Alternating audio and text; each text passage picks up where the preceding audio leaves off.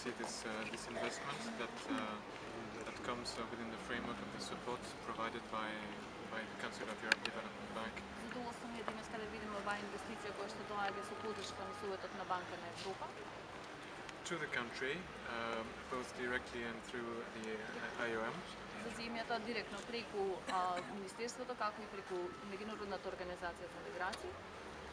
This infrastructure that we have visited today Ова инфраструктура што денес ја посетивме will greatly improve the treatment and treatment conditions for both migrants and local population. Значително ќе ги подобри условите за третман како на мигрантите, така и на локалната заедница, значи на жителите на Куманово и регионот.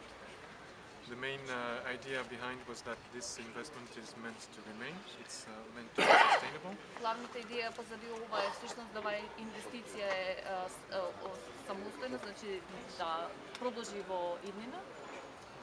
And this adds up to all the cooperation that CEB has with the Ministry of Health.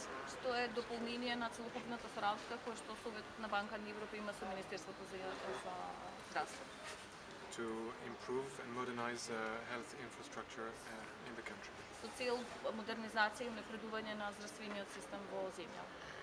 Thank you very much.